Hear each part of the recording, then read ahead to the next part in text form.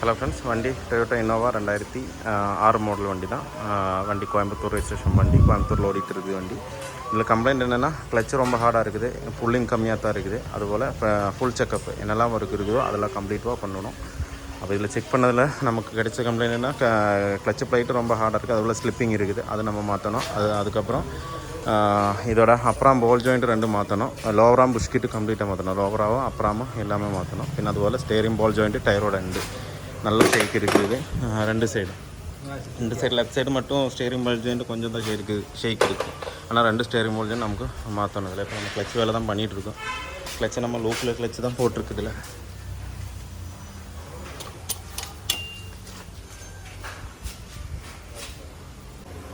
அப்போ இதுதான் வண்டியில் வந்த கிளச்சு.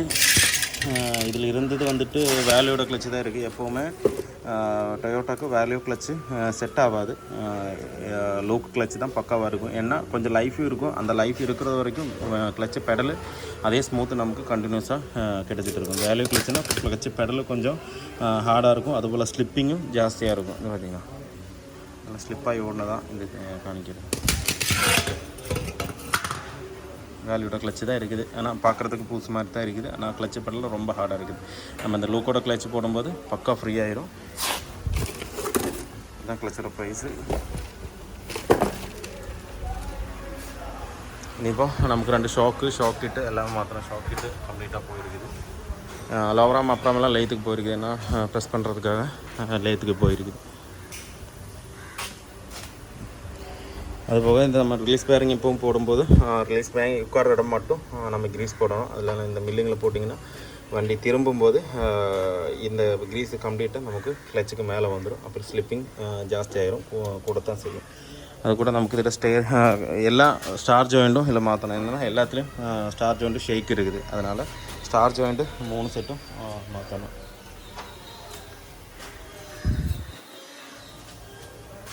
இந்த ரியர் ஷாக்கு ஃபுல்லாகவே புஷ்ஷெல்லாம் கம்ப்ளீட்டாக போயிடுது. இப்போ அதை நமக்கு மாற்றணும். ஷாக் மட்டும் மாற்றணும், புஷ்ஷு மட்டும் மாற்றணும். பேக்கில் 2 ஷாக் புஷ்ஷு மட்டும் மாற்றும் போது நமக்கு இதோட ஆக்ஷனும் கூட பார்த்துட்டு ஷாக் கம்ப்ளைண்ட்டாக இருந்தால் அதுவும் பார்க்கல, இல்லைன்னா நமக்கு அப்படியே விட்டு பண்ணிடலாம். ஒன்றும் பிரச்சனை.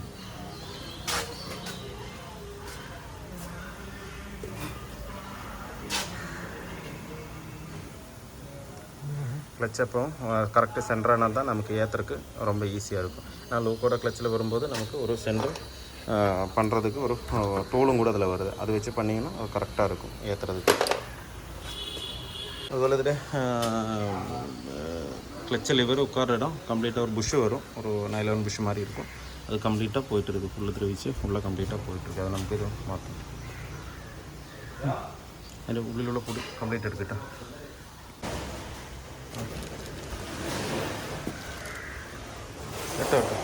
ഫുള്ള് ക്ലീൻ ചെയ്തോ?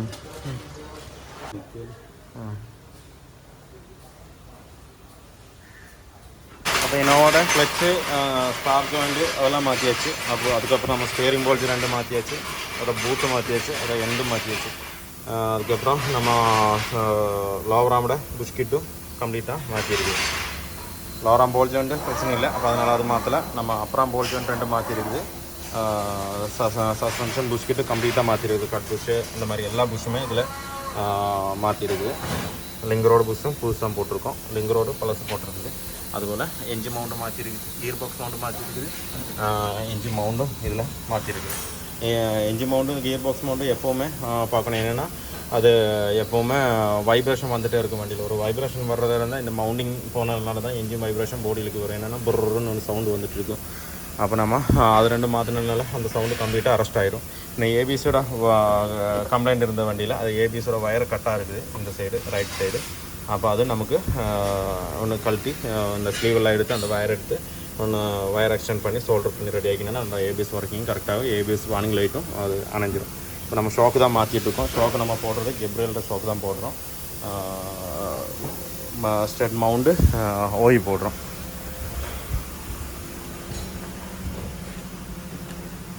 இது அதோட ஷாக்கு.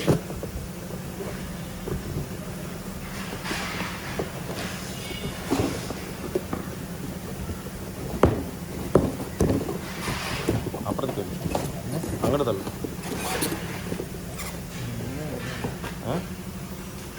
இதான் பழைய ஷாக்கு. அதில் கிட்டெல்லாம் டேமேஜாக இருக்குது. நம்ம கிட்டெல்லாம் மாத்திரம் இந்த ஸ்டெட் மவுண்ட்டு ரைட் பாருங்கள்.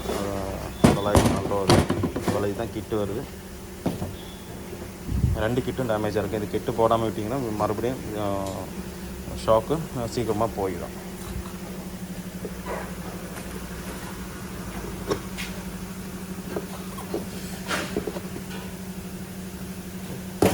இதான் ஷாக்கு வருது. கேப்ரியல் ஷாக்கு தான் வருது. லெஃப்ட் ரைட்டு இருக்குது, பார்த்து ஏற்றணும். இதான் நமக்கு வர்ற ரியர் ஷாக்கோட புஷ்ஷு.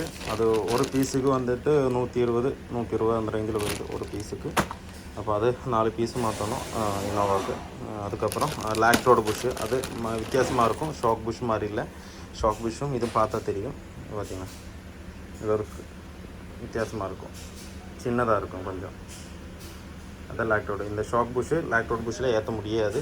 முடிஞ்சாலும் அது அப்படியே புஷ் வந்து பல்ஜாகி நிற்கும். கரெக்டாக ஒர்க்கிங் கிடைக்காது. அதனால் செப்பரேட் புஷ் வருது. இதுவும் ஏகദേശம் 150 ரூபா அந்த ரேஞ்சில் வருது ஒரு புஷ்ஷுக்கு. ஒரிஜினல் தான். இப்போ இதை நம்ம அதில் மாற்றணும். அதோட கம்ப்ளீட் ஒர்க்கும் முடிஞ்சிருச்சு. இப்போ இதில் நம்ம ஷாக்கு மாற்றிருக்கோம். அப்புறம் இந்த ஹோல் ஜாயிண்ட்டு, அதோட புஷ்கிட்டு கம்ப்ளீட்டாக, ஸ்டேரிங் போட்டு, அப்புறம் இதில் அப்புறம் ஷீட்டு, இந்த 2 சைடு ஷீட்டு வரும். ஒரு 4 ஷீட்டு லெஃப்ட் ரைட்டு, அது ஃபுல்லாக நம்ம கம்ப்ளீட்டாக மாற்றிருக்கோம்.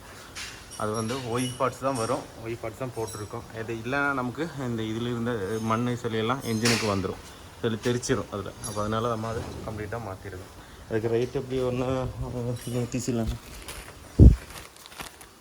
இந்த ரைட்டு வருது, 101 வருது. அது இன்னொரு ஷீட் வந்து 212 ரைட் வருது. அது ஒய் தான் வருது. அதுக்கப்புறம் 3 ஸ்டார் ஜாயிண்ட் இதை மாற்றிருக்கோம். Engine bed, gear box bed, engine bed, பின்ன கிளச் செட்டு மாற்றிருக்கோம். அதுக்குள்ள ரியரில் ஷாக்கோட புஷ்ஷு இந்த சைடும் மாற்றிருக்கோம். இந்த சைடும் ஷாக் புஷ் மாற்றிருக்கோம். அதோட லாக்டோட புஷ்ஷும் இதெல்லாம் மாற்றிருக்கோம். இனிப்போ ஸ்டேரிங் கோலம் பூட்டு மாத்திரக்கு இருக்குது. மற்றபடி எல்லாமே வேலை முடிஞ்சிடுச்சு. இனிப்போ கீழே இருக்குது அந்த ஸ்டேரிங் போல் ஜாயிண்ட் இதை மாற்றி இருக்கு. இன்னோவோட ஒர்க்கு கம்ப்ளீட் ஆகிருக்கு. இப்போ இதில் பண்ணது நம்ம என்ஜின் மவுண்டு மாற்றிருக்கோம், gear box mount, front suspension கம்ப்ளீட்டாக மாற்றிருக்கோம். அதுபோல் கிளச் செட்டு மாற்றிருக்கோம். கிளச் செட்டு லுக் தான் போட்டிருக்குது. என்ஜின் மவுண்டு, கியர் பாக்ஸ் மவுண்டெலாம் போய் மற்றபடி புஷ்ஷு கம்ப்ளீட்டாக மாற்றிருக்கோம். Steering ball joint, tie rod end அப்படி எல்லாமே மாற்றிருக்கோம். சஸ்பென்ஷன் பார்ட்ஸு கம்ப்ளீட்டாக மாற்றிருக்கோம். ஷாக்கு இந்த மாதிரி எல்லாம். Shock Gabriel shock mount Y தான் போட்டிருக்கோம் அதில். அது கூடாத நம்ம கியரில் விட புஷ்ஷு மாற்றிருக்கோம். அது ஒய் தான் போட்டிருக்குது.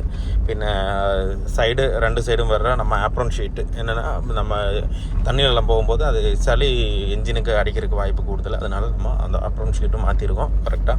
அது ஒய் தான் வருது, ஒய் தான் மாற்றிருக்கோம் அதில். பின்ன ஏபிஎஸ் வார்னிங் லைட்டு முன்னாடி எரிஞ்சிருந்தது. அது நம்ம வயரிங் சோல்டர் பண்ணி ரெடி ஆக்கியிருக்கோம். இப்போ ஏபிஎஸ் லைட்டே எதுவுமே இல்லை. இப்போ டீசல் கம்மியாக இருக்குது, அதோட வார்னிங் லைட் தான் இருக்குது. வண்டி ஓடிக்கிறதுக்கு பக்காவாக இருக்குது. இனி பாடி நம்ம ஒன்றும் பண்ணல. பாடி நம்ம இன்ஸ்டலேஷன் பண்ணணும். அப்புறம் அந்த டோர் பேடெல்லாம் டைட் பண்ணணும். அப்போ சின்ன வேலை அது இருக்குது. அப்போது அது மாத்திரம் பெண்டிங் இருக்குது. அதுக்கப்புறம் நமக்கு ரூஃப் ஏசி வெண்டு மாற்றணும். 3 ஏசி வெண்டு மாற்றணும். அதில் அது ஒன்று பார்க்கணும்.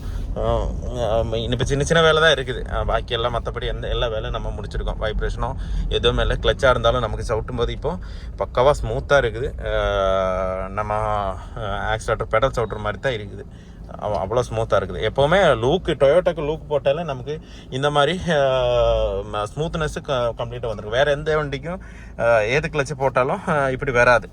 மாருதி ஸ்விஃப்ட்டுக்கெல்லாம் வரும். ஸ்விஃப்ட்டுக்கெல்லாம் நமக்கு கிளச்சு புதுசாக போட்டால் கொஞ்சம் ஃப்ரீயாக தான் இருக்கும். ஆனால் வேறு உள்ள வண்டிகளுக்கெல்லாம் நமக்கு ஃபோர்டு அந்த மாதிரி ஹுண்டாய் அந்த மாதிரி எல்லா வண்டிக்கெல்லாம் கொஞ்சம் ஹார்டாக தான் இருக்கும். நம்ம கிளச்சு மாற்றினாலும் சின்ன ஹார்டாக தான் இருக்கும். ஏன்னா முதல்ல இருந்த ஹார்டு இருக்காது, ஆனால் சின்ன ஹார்ட்னஸ் அதில் வரும். ஆனால் இதுக்கெல்லாம் மாத்திரம் நமக்கு சவுட்டும் போதே வேறு மாதிரியே இருக்கும். நமக்கு தெரியவே தெரியாது. எவ்வளோ தூரமான வண்டி ஓடிச்சு போகிறக்கு நமக்கு இன்ட்ரெஸ்ட்டாக இருக்கும். நம்ம கிளச்சு மாற்றும் போது, கீர் மாற்றும் போது எல்லாமே நமக்கு இன்னும் வண்டி ஓட்டணும் போல் இருக்கும் நமக்கு. அதனால் இப்போ நம்ம பண்ண ஒர்க்கெல்லாம் கம்ப்ளீட்டாக முடிஞ்சிருக்குது. இனி வீல் அலைன்மெண்ட்டு ஒன்று பார்க்கணும், அவ்வளோதான். வேறு எதுவும் இல்லை. அப்போ சின்ன வேலை இருக்குது. அது முடிச்சதுக்கப்புறம் நமக்கு டெலிவரி பண்ணலாம். அப்போ வீடியோ எல்லாருக்கும் பிடிச்சிருந்தா ஒன்று லைக் பண்ணுங்கள், ஷேர் பண்ணுங்கள். அதுபோல் சப்ஸ்கிரைப் பண்ணாமல் பார்க்குற எல்லோரும் ஒன்று சப்ஸ்கிரைப் பண்ணி ஒன்று சப்போர்ட் பண்ணுங்கள். அப்போ நெக்ஸ்ட் வீடியோவில் பார்க்குறவரை எல்லாருக்கும் பாய்.